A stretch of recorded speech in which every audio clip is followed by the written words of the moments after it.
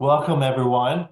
This is Bruce Rosenblatt with Senior Housing Solutions. I am the matchmaker of senior housing. And so that is what I do. I help people find senior housing. I am the foremost expert on senior housing in this area. And so if you know of anyone who is thinking about senior housing, please give me a call. I'm happy to help them. Part of what I do is to be a resource to people. And I've been in this area for quite a while and developed a lot of different relationships with people and different organizations.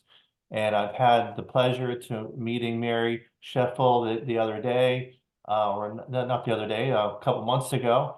And she is the executive director of the Parkinsons Association of Southwest Florida. And thought this would be a very important topic for us to talk about. And so I'm going to let Mary talk about what she does in the Parkinson's Association of Southwest Florida. And I know she's going to share with us some great knowledge. So Mary, I'm going to let you take it from here. Well, thank you, Bruce. And I am so excited to be here with everybody. I'm going to share my screen real quickly here. Do have a PowerPoint going, and I am one that if you've got a question, folks, please just raise your hand, holler out, whatever. So I'm going to start with a question. How many of you are familiar with, living with, if you're willing to say that out loud, with Parkinson's disease? Because you actually may know more than I do. I can talk about the association, but I'd love to have you share your stories as we go along as well. So I think we have Mario and Gary and a couple of others. If you gentlemen want to chime in, there's Tracy and Janice as well. So if you folks, anybody wants to chime in with a question or an observation at any point in time, please feel free to do that. All righty, we'll just start with that. And when time comes, you can do that. Okay, there we go. So our point, the Parkinson's Association of Southwest Florida has been here for more than 25 years, and our whole purpose is to help you live well with Parkinson's. And that's also for the care partners, as well as families and friends of people with PD. And now all I have to do is get my cute little cursor to move from one slide to the next. And now that I've got it shared, it does not want to do that. So there we go, found the right one. Quick overview of what I plan to cover is what is PD, about us, and then some of the programs and resources that we have to help you live well with the disease.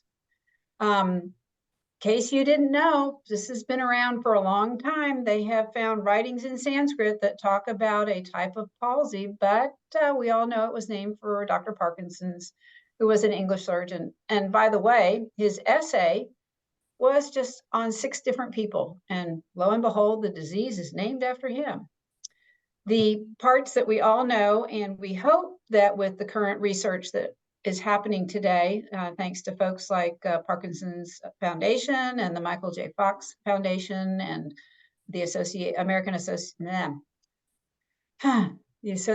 of Parkinson's Disease of America. We are hoping that they find a cure, but right now there is no cure. And in fact, there's no definitive diagnosis.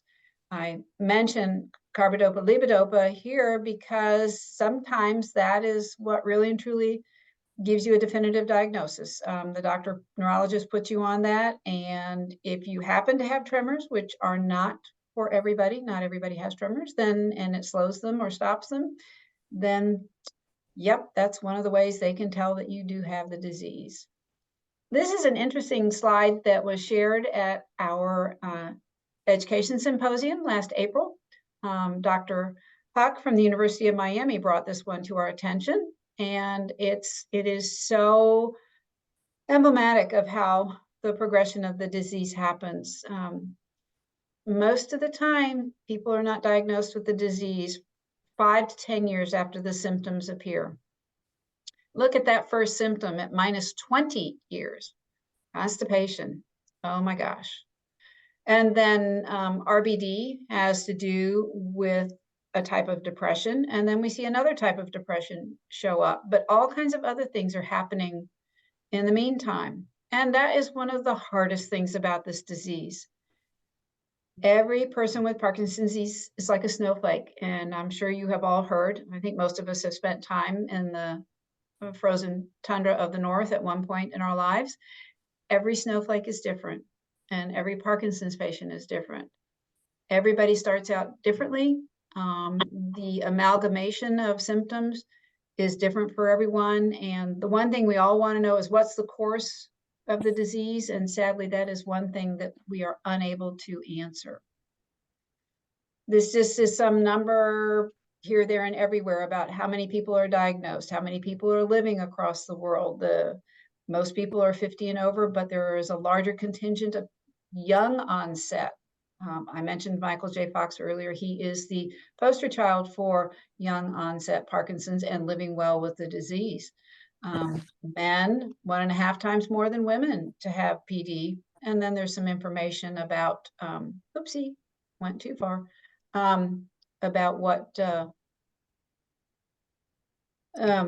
the costs are to people. And that, I think, from my experience, actually, that is low, but this is information from the Parkinson's Foundation a couple of years ago, and I am looking forward to updating this very soon. So what is Parkinson's disease? We've touched on a number of these already. The cause is unknown and the cure is unknown.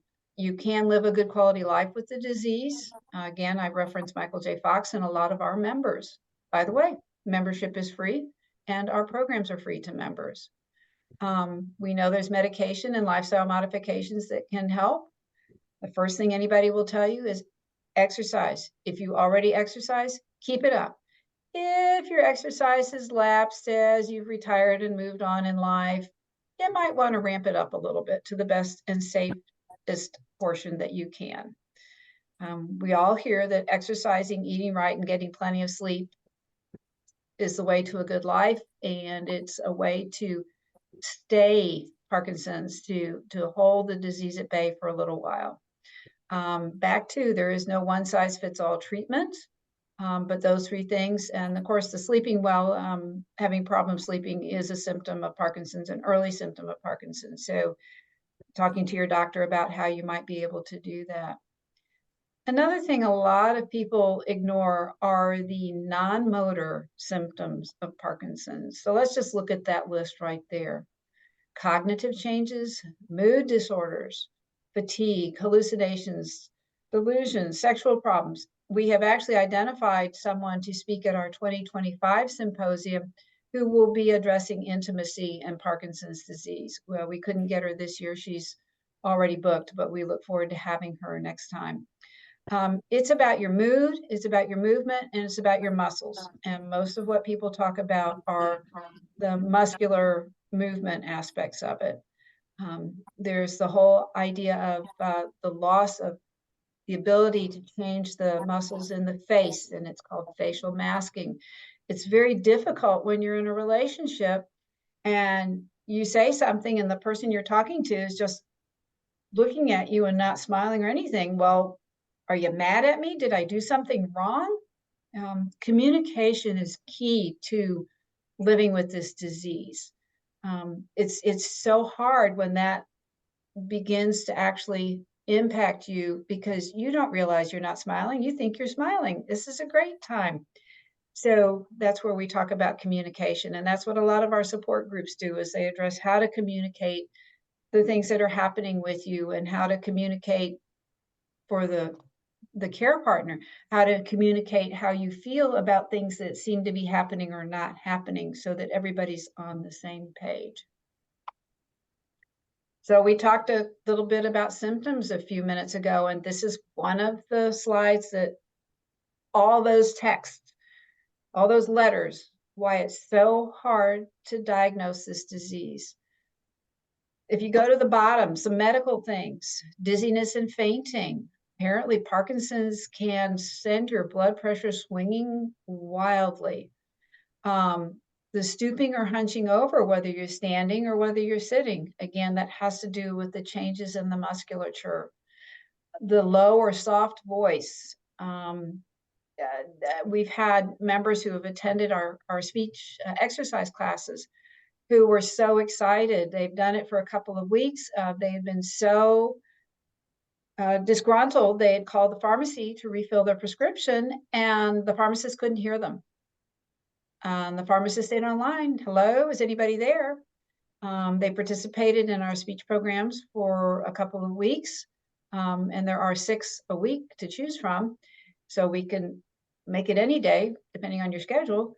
And finally, they were able to communicate over the phone. And the other thing that's important, of course, about speech is letting your friends and neighbors know how you feel, communicating that you love them and you greatly appreciate them. And that to me is when you can maintain your voice, you can maintain your own advocacy, and you can get others to help you. So that's a key thing to me. But up at the very top are those things that happen 10, 20 years out that we don't pay attention to because there are certain medications we're on that can cause these things. There are certain diseases. Heavens to Betsy, what did we hear during COVID?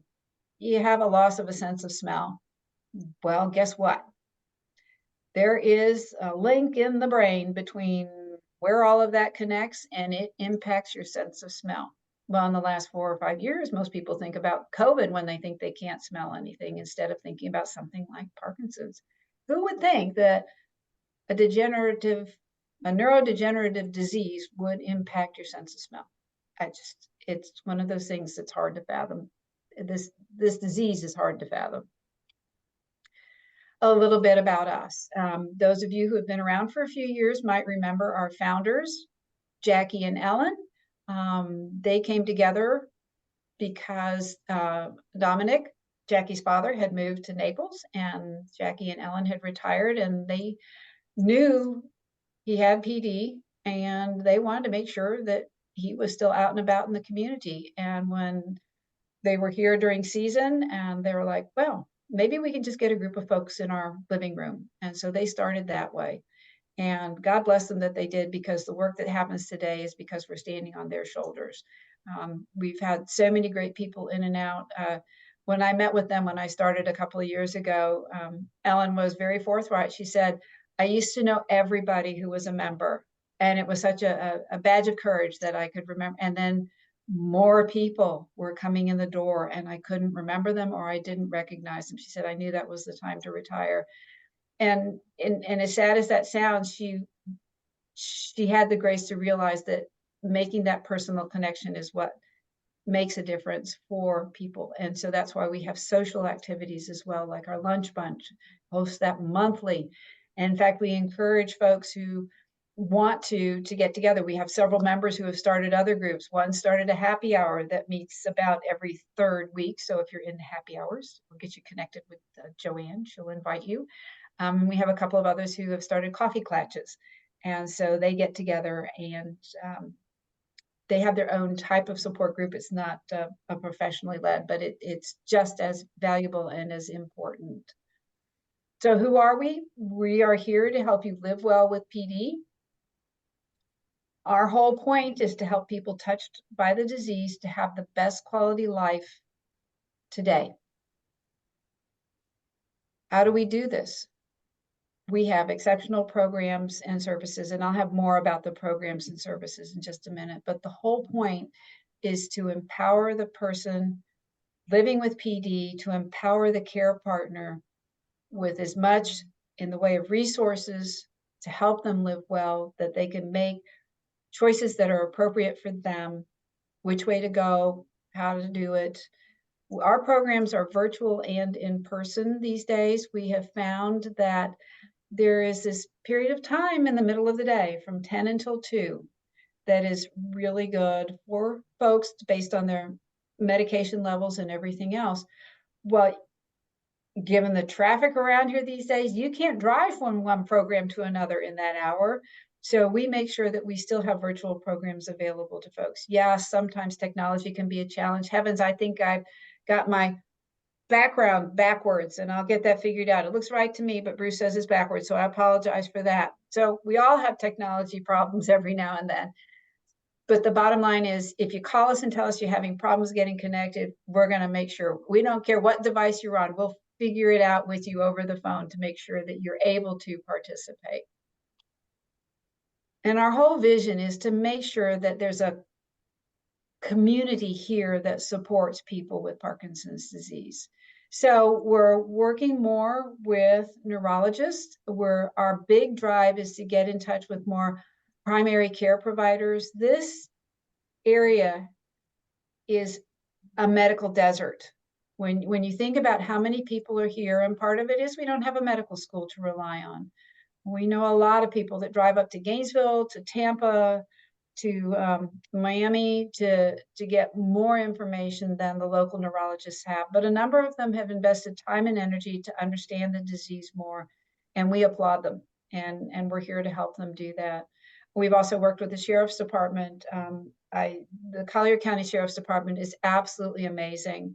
The number of programs that they have for especially folks with dementia, you know, the whole identity kits that they do with t-shirts and smell, and then they can help identify people, and they've registered them so that if they find somebody wandering, they can backtrack into where they started and get them back home. So the work that they do is absolutely fantastic.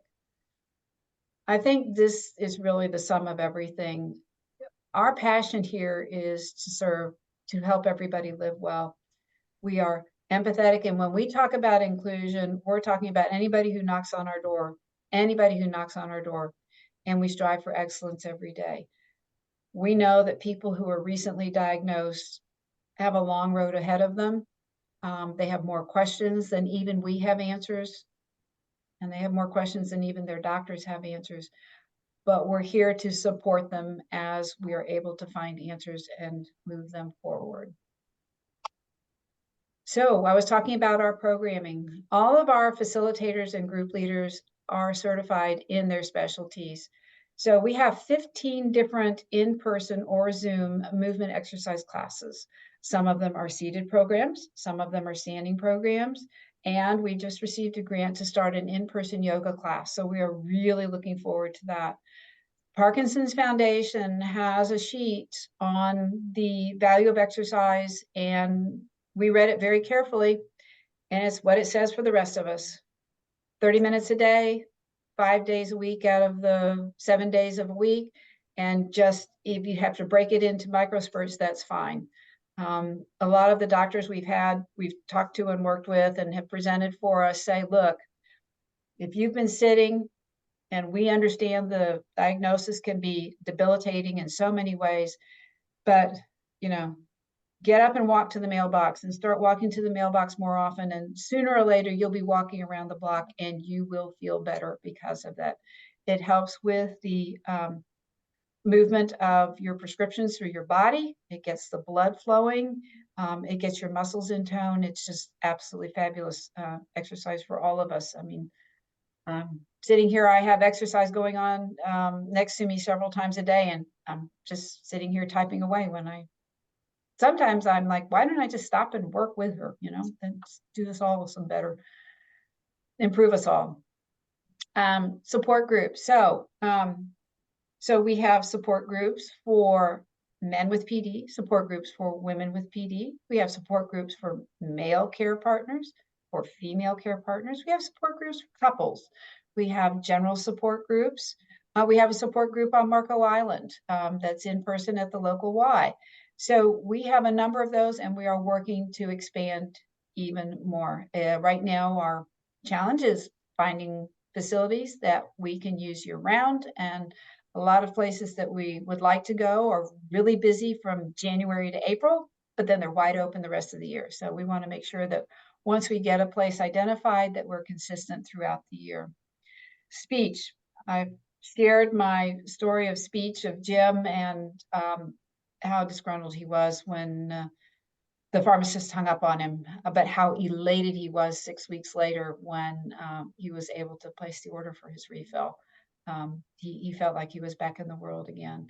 And our PD talks. So we have had several. Avow has been a great partner. We've also been in places like Faith Lutheran Church.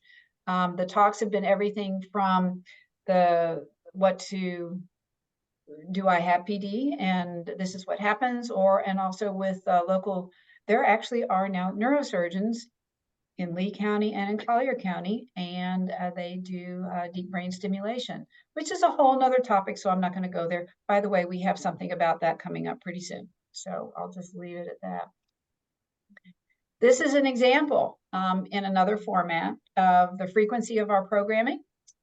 And again, I reiterate, you do have to sign up, and I'll show you a screen in just a minute, but our membership is free, and all of our programs for members are also free. So you can see the in-person ones, and actually I need to update that because there are a couple of additional in-person ones, as in the in-person advanced exercise on Monday, Wednesday, and Friday. There are now 2 sessions, and it shows on Wednesday, but it doesn't show on Friday, so we made sure it's there too. So we've got those going as well. Just a talking tool. I have circled here on the screen, if you go to our landing page, lower corner, blue button pops up. It takes about a count of 10 before you see it. And just click on that. It's an electronic waiver. We need you to do that to become a member. You'll hear back from us within 24 to 48 hours that you're there. What that does is you are now on a list for our weekly e-news, which goes out every Sunday morning with all of the programs for the coming week. And in there are links either to RSVP for in-person programs or the Zoom link to actually join the program at that point in time, as well as other things that are going on. This is just another picture of our website so that you have an idea of what it looks like. I know it gets confusing with the national organizations, and here we are serving just Collier and Lee counties. The difference between the national organizations and what we do is we are based here. We are engaged with professionals who live here as well, who know the community very well. And all the funds that we raise here stay here to keep the programs local and to keep them free.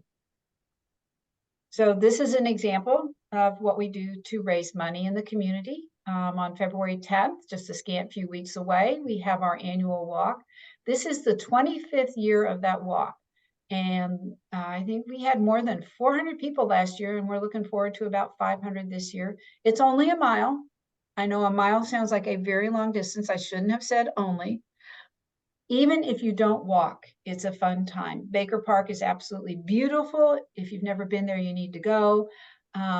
We set up tables so people can be out in the sun. You get to meet our sponsors. We have snacks and refreshments available. And yes, we have that cup of coffee in case you need another one. So we make sure that it's a fun time. And of course, you get your t-shirt to prove you were there. So thank you very much. Our large fundraiser this year at Naples Grand Hotel features Sugar Ray Leonard, the boxer. And then, of course, probably of most importance to anyone with PD or who knows someone with PD is our education symposium, which is Thursday, April 4th. And I have just been talking like a mile a minute, and I'm glad you're recording this. So I'm going to leave this one up for the longest period of time, Bruce, because here are some other resources for folks. I have mentioned them once or twice already, but I wanted to make sure that people had an opportunity to see the name and the websites so that they can get there, and to see some of the names of some of the agencies as well as communities locally who have been a part of an organization that was founded about 10 years ago. And their whole purpose is to make sure that the staff of the agencies are very mindful of what it means to have Parkinson's disease. One of the tenets of their program that is most important, of course, is pills on time. Anyone who knows anyone with Parkinson's knows that the pills have to be delivered on a regular basis. We've got the whole up and down and on and off syndrome. And if the medications can be delivered on the regular basis, then life is much more enjoyable. So I'm going to leave that one up. Well, I ask if anyone has any questions, and I apologize if I started talking too fast. This is so important. I feel like there's so much information to get out. I forget that I can take a deep breath halfway through. So So Mary, I will do that now. I will stop talking. well, Mary, that's great stuff, and thank you. This is wonderful and very, very helpful. You know, I know when we met, I was very impressed by your background. Can you just talk a few minutes about who you are and your background and what brought you here? Well, I came to Southwest Florida to work for the Clinic for the Rehabilitation of Wildlife. So medicine's sort of been in and around in some way, shape, or form, treatment.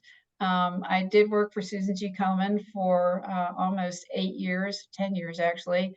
And the point there was not from the medical aspect, but helping the volunteers and the boards get the message out and making sure that communication was going both ways for people who needed the services, and making sure that the delivery of services met the needs of folks with a particular condition.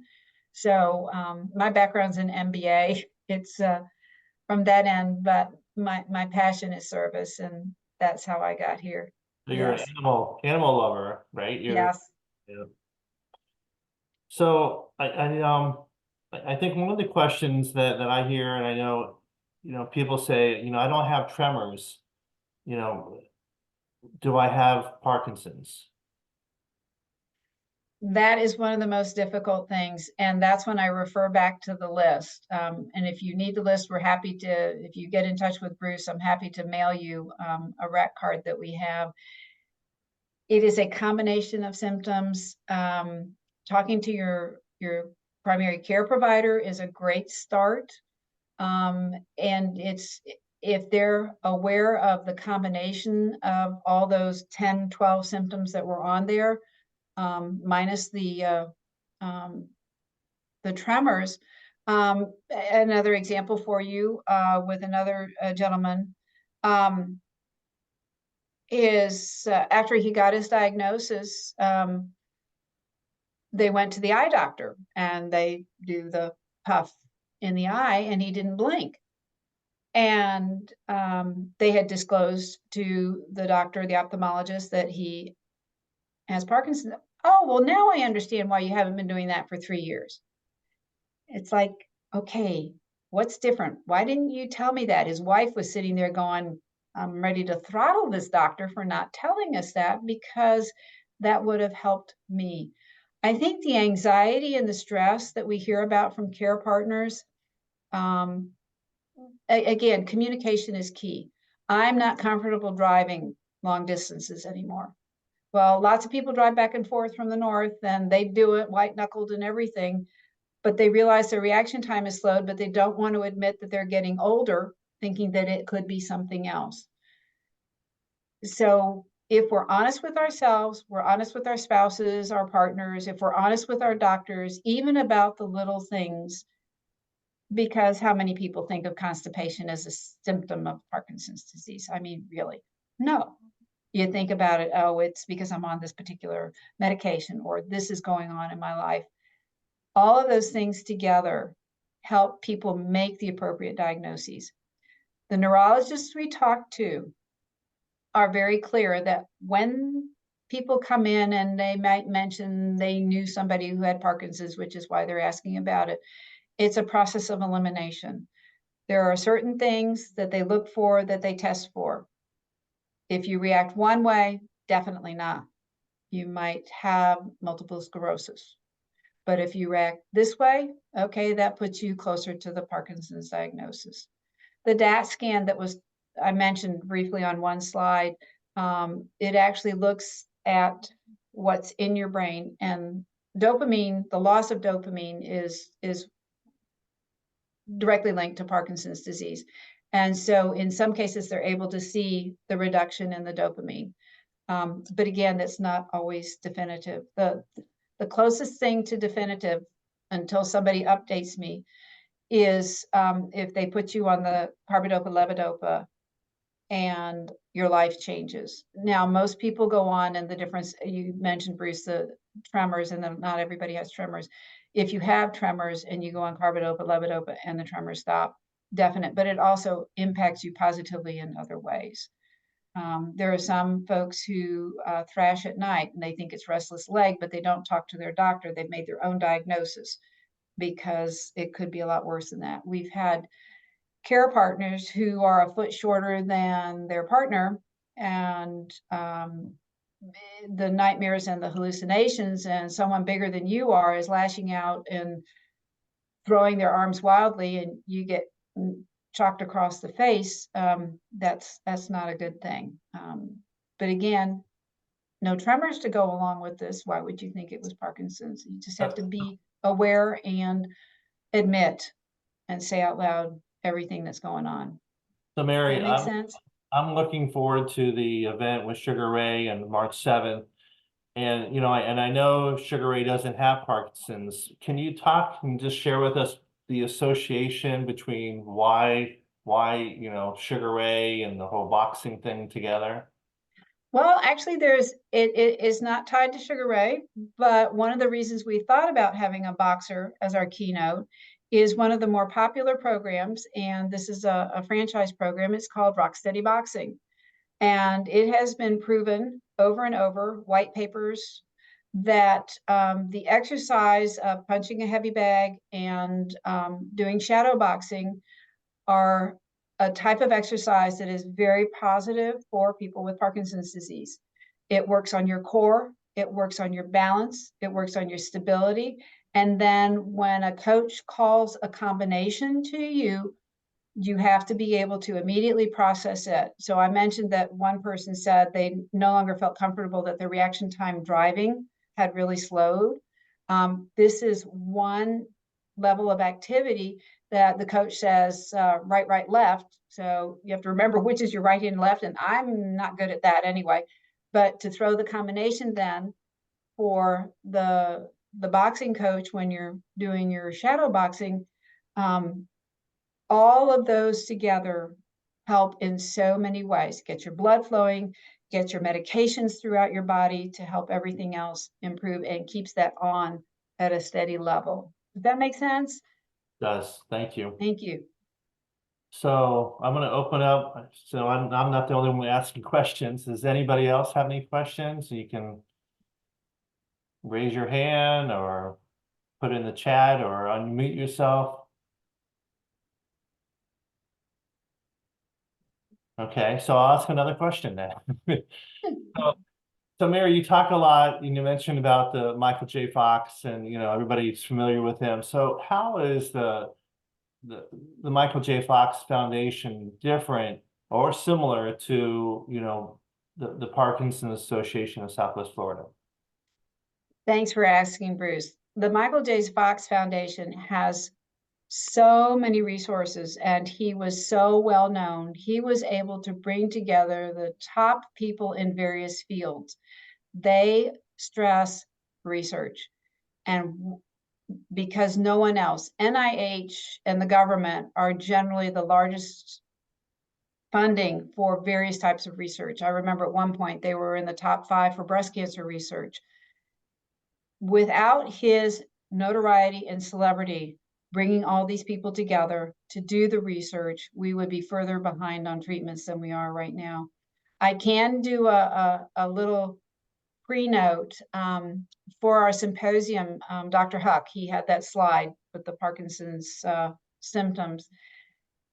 His message will be about hope. He firmly believes with the research that they're doing and other people are doing at other university settings, as well as Michael J. Fox and the Parkinson's Foundation, which funds a lot of the university research programs, that they are getting closer, not truly to a cure, but to a better understanding of how the disease manifests itself so that they can diagnose it earlier, come up with better treatments. I mean, if you think about all the very personal cocktails for prostate cancer, breast cancer, all those types of things, including the CRISPR technology that I was reading about, heavens, last night, for children who are born deaf with a particular, very particular gene failure, that they are able with CRISPR to actually allow them to hear now. When you think about something like that and how that might actually work in this disease, I mean, it's fabulous. The child that they had done the surgery on or applied the program to within 3 months could hear noises. They say you learn to talk by the age of 3, and after that you don't do so well, but he knew sign language and he would just jabber. I'm not good at sign language, so I will stop, about the noises that he heard. And he said the noise that he liked best was people talking. So that's the hopeful message that I'm hoping he's going to that extent, but he did share that there are some new leads and some good things in the future, near future. Fantastic. Tracy, do you have a question? No? I do. I was wondering if I had seen some footage on some shock systems regarding movement at Stanford University. Have you heard about this? So, Tracy, we can't hear you very well. You're breaking up on us. All right, let me try it without video. There Hopefully we go. that's better. Yes, thank you. Okay, excellent. So I had seen some information regarding, I don't want to call it shock therapy, but in essence, it was a shock therapy out of Stanford University that helps with the tremors and the balance. Have you seen this type of treatment? And is this going to be coming to Southwest Florida anytime soon? Tracy, that's a great question, and thank you. I have seen some of the research on that, and again, without a university setting here, I have a feeling that we won't actually see it in Southwest Florida. I do know that it's quasi-related to deep brain stimulation. In fact, so what I will do is we will be visiting with one of the neurosurgeons in the next couple of weeks, and I will raise that with him because I would think that he would be the person most likely to perform the procedure that would allow that to happen. Does that make sense? It does. And thank you so much for looking further into that. I Yes. really appreciate it. Absolutely. Absolutely. And Mary, if people wanted to reach out to you, could you just go through your contact information? Sure. The easiest way to get a hold of me, and also to make sure that in case I miss it, it goes to our program director, is to send an email. The best email is office@Parkinson, all spelled out, no apostrophe S, association, SWFL.org. In fact, what I ought to do is go backwards. So there is our email address on that slide. So instead of www, it's office at, and then the rest of that very long email. Parkinson, singular, not possessive. Correct. Yes. So office@Parkinson Association, SWFL.org. And what I'll do for all of you all, I will include all this. I'm going to send you a recorded version of this, and I'll include this information on that. Wonderful. Thank you, Bruce. Really do appreciate it. So again, Mary, thank you so much. Keep up the great work. You're doing wonderful things, and wonderful for our community, and it's just so great to have you all as a resource for people, because I know people struggle. So thank you so much for what you're doing. Well, thank you, Bruce, and thank you all for attending and for the questions, and I hope to see you soon. Thank you. Have a great day, everyone. Thank you. Bye-bye.